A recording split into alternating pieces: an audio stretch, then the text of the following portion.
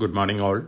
ഞാൻ Ramakrishnan TB, SEBI registered research അനലിസ്റ്റാണ്. ഈ ഓഡിയോ കേട്ടതിന് ശേഷം ഡിസ്ക്ലൈമർ കൂടി വായിച്ചു നോക്കണമെന്ന് താല്പര്യപ്പെടുന്നു. ഇന്ന് നമ്മൾ എക്സ്പെക്റ്റ് ചെയ്യുന്നത് ബെറ്റർ ഓപ്പണിങ്ങും ബെറ്റർ സെൻറ്റിമെൻറ്റുമാണ്. ഏഷ്യയിൽ ചൈനീസ്, സൗത്ത് കൊറിയൻ മാർക്കറ്റുകൾ പുതിയ റെക്കോർഡ് ഹൈ ഹിറ്റ് ചെയ്ത് റെക്കോർഡ് ഹൈയിലാണ് മോർണിംഗിൽ ട്രേഡ് ചെയ്യുന്നത്. അതോടൊപ്പം ചൈനീസ് ഇൻഡെക്സുകൾ പലതും 10-year ഹൈയിലും അതുപോലെ തന്നെ 4-year ഹൈയിലൊക്കെയാണ് ട്രേഡ് ചെയ്യുന്നത്. മെറ്റൽസ് നല്ല രീതിയിൽ മുന്നേറിയിട്ടുണ്ട്. അതേസമയം ഗോൾഡിലും സിൽവറിലും സ്ലൈറ്റ് പ്രോഫിറ്റ് ബുക്കിംഗ് മോർണിംഗിലുണ്ട്.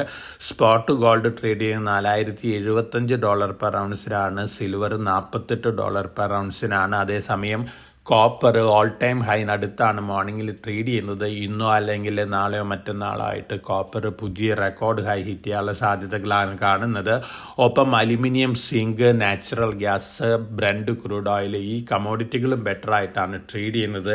നല്ല രീതിയിൽ മുന്നേറിയിട്ടുള്ള മറ്റൊരു കമോഡിറ്റി നാച്ചുറൽ ഗ്യാസ് ആണ്. ഇന്ന് മോർണിംഗിൽ ട്രേഡ് ചെയ്യുന്നത് $4.02 പെർ MMBTU ആണ്. മിനിഞ്ഞാന്നത് കഴിഞ്ഞ വെള്ളിയാഴ്ച ക്ലോസ് ചെയ്തിരുന്നത് $3.3 പെർ MMBTU ആയിരുന്നു. $5 പെർ MMBTU വരെയൊക്കെ നാച്ചുറൽ ഗ്യാസ് ഉയർന്നേക്കുമെന്നാണ് മോർഗൻ സ്റ്റാൻലി പോലുള്ള റിസർച്ച് ഹൗസസിൻ്റെ പ്രഡിക്ഷൻ വന്നിരിക്കുന്നത്. ഒപ്പം അമേരിക്കൻ ഇൻഡെക്സ് ഫ്യൂച്ചേഴ്സും ഇന്ന് മോർണിംഗിൽ ബെറ്റർ ആയിട്ടാണ് ട്രേഡ് ചെയ്യുന്നത്.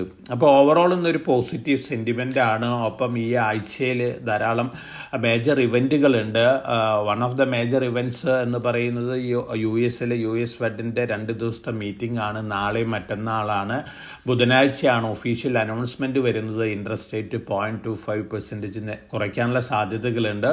ഒപ്പം ഈ ആഴ്ചയിൽ അമേരിക്കയിലെ apple, Meta, Microsoft, Amazon, alphabet ഈ കമ്പനികളുടെ റിസൾട്ടുകളുണ്ട്. മാഗ്നിഫിസൻറ്റ് 7 കമ്പനികളാണ്. വളരെ ഇമ്പോർട്ടൻ്റ് ആണ് ഈ കമ്പനികളുടെ Q3 റിസൾട്ടുകൾ. അതിനനുസരിച്ചുള്ള മൂവ്മെൻ്റ് ആണ് എക്സ്പെക്റ്റ് ചെയ്യുന്നത്. എല്ലാവരും എക്സ്പെക്റ്റ് ചെയ്യുന്നത് ബെറ്റർ ദാൻ എക്സ്പെക്റ്റേഷൻ ആണ്. ഈ Q3 റിസൾട്ടുകളെല്ലാം അമേരിക്കയിൽ അതിൻ്റെ ഒരു പോസിറ്റീവ് ഇമ്പാക്റ്റും ഈ ആഴ്ചയിൽ ഗ്ലോബൽ മാർക്കറ്റുകളിലും അമേരിക്കൻ മാർക്കറ്റിലൊക്കെ കാണാനുള്ള സാധ്യതകളുണ്ട്. ഒപ്പം നമ്മളെ സംബന്ധിച്ച് നോക്കുകയാണെങ്കിൽ Q2 റിസൾട്ടുകൾ തന്നെയാണ് മേജർ ഇവൻറ്റ്സ്. ഒപ്പം ഈ ആഴ്ചയിൽ ഇന്ത്യയും US തമ്മിലുള്ള ട്രേഡ് ഡീലും ഒരുപക്ഷെ ഫൈനലൈസ് ചെയ്യാനുള്ള സാധ്യതകളുണ്ട്. അങ്ങനെ വരുമ്പോൾ വീണ്ടും പോസിറ്റീവ് ഇമ്പാക്റ്റ് തന്നെയാണ് ഇന്ത്യൻ മാർക്കറ്റിൽ ഉണ്ടാവാൻ പോകുന്നത്. ഈ ആഴ്ചയിൽ മിക്കവാറും സെൻസെക്സും നിഫ്റ്റിയും പുതിയ റെക്കോർഡ് ഹൈറ്റ് ചെയ്യാനുള്ള സാധ്യതകളാണ് കാണുന്നത്.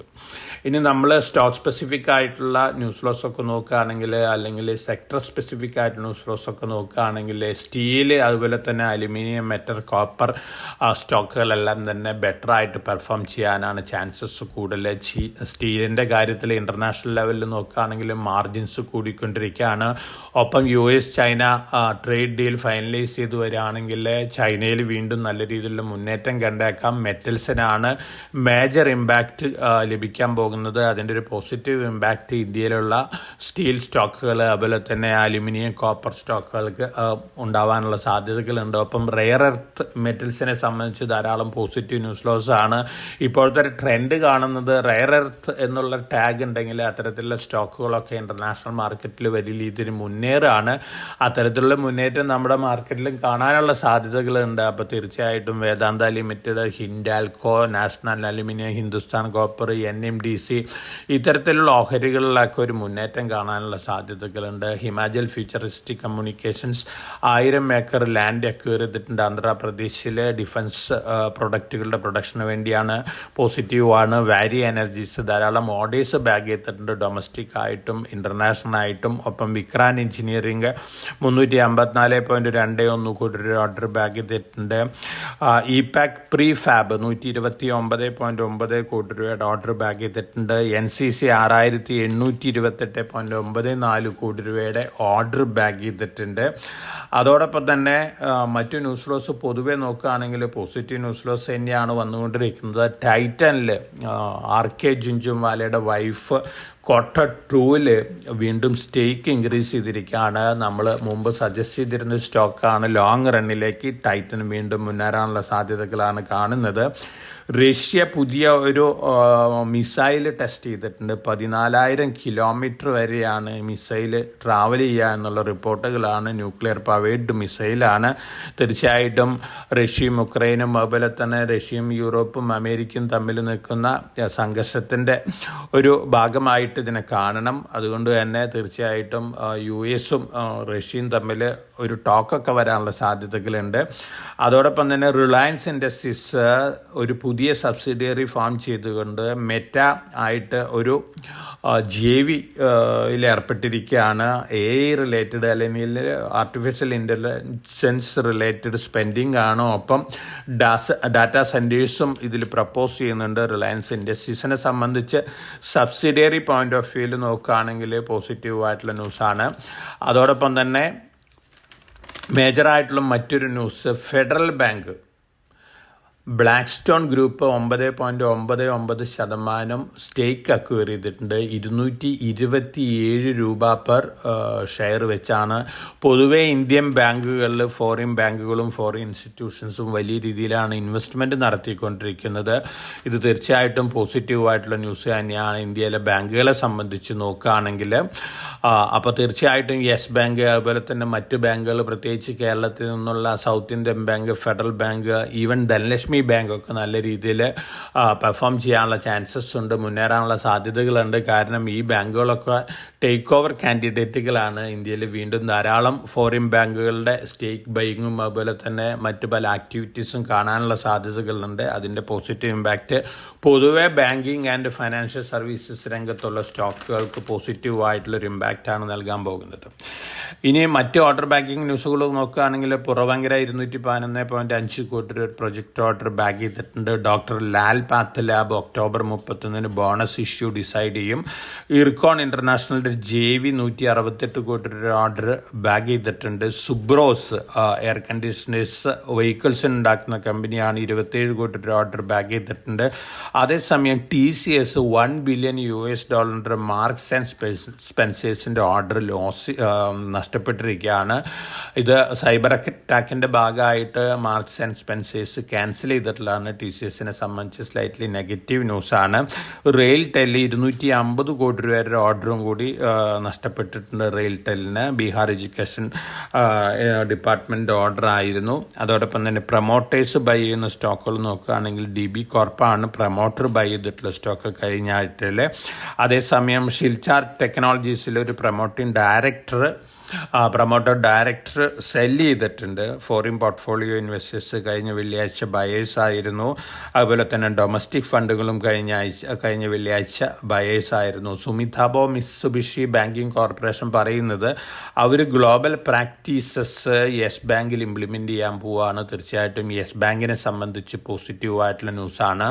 ഒപ്പം ഭാരത് രസായൻ 1:1 ബോണസ് അനൗൺസ്മെൻറ്റ് നടത്തിയിട്ടുണ്ട്. പോസിറ്റീവ് ന്യൂസാണ്. അതോടൊപ്പം തന്നെ PTC ഇൻഡസ്ട്രീസ് ഓർഡർ ബാഗ് ചെയ്തിട്ടുണ്ട്, ഡിഫൻസിൽ നിന്നാണ്. ഒപ്പം ഗോൾഡ്മാൻ സാക്സ് ഇന്ത്യയുടെ 79,000 കോടി രൂപയുടെ ഡിഫൻസ് റിലേറ്റഡ് ഓർഡറിനെ സംബന്ധിച്ച് കമൻറ്റ് പാസ്സാക്കിയിട്ടുണ്ട്. അവർ അല്ലെങ്കിൽ ഔട്ട് പെർഫോമിംഗ് റേറ്റിംഗ് കൊടുത്തിട്ടുള്ളത് PTC industries, solar industries, Astra microwave, Bharat electronics, GRSE, Mazagon Dock, Cochin shipyard, Azad engineering, data pattern ഇത്തരത്തിലുള്ള സ്റ്റോക്കുകളിലൊക്കെയാണ്. അതേസമയം ന്യൂട്രൽ റേറ്റിംഗ് ആണ് ഹിന്ദുസ്ഥാൻ എയറോനോട്ടിക്സിനും ഭാരത് ഡൈനമിക്സിനും നൽകിയിട്ടുള്ളത്. ഇത് നിങ്ങളുടെ അറിവിലേക്കായിട്ടുള്ള തന്നിട്ടുള്ള ന്യൂസാണ്. വേദാന്തയുടെ NCLT മീറ്റിംഗ് നാളെയാണ്, 29-ാം തീയതിയാണ്. ഈ മീറ്റിംഗിൽ NCLT ഹിയറിംഗിൽ തീർച്ചയായിട്ടും വേദാന്തയുടെ ഡീമർജർ അനൗൺസ്മെൻറ്റ് അല്ലെങ്കിൽ ഡീമർജർ ഡിസിഷൻ ഉണ്ടാവുമെന്നാണ് പറയുന്നത്. തീർച്ചയായിട്ടും പോസിറ്റീവായിട്ട് ന്യൂസാണ് ഇത്തരത്തിലുള്ള ഒരു അനൗൺസ്മെൻറ്റ് വരികയാണെങ്കിൽ. അപ്പോൾ വളരെ പോസിറ്റീവായിട്ടുള്ള ന്യൂസുകൾ തന്നെയാണെന്ന് മാർക്കറ്റിലുള്ളത്. ഇന്ന് നല്ല രീതിയിലുള്ള മുന്നേറ്റമാണ് നമ്മൾ എക്സ്പെക്റ്റ് ചെയ്യുന്നത്. ഒപ്പം IPO മാർക്കറ്റും ചൂട് പിടിക്കുകയാണ്.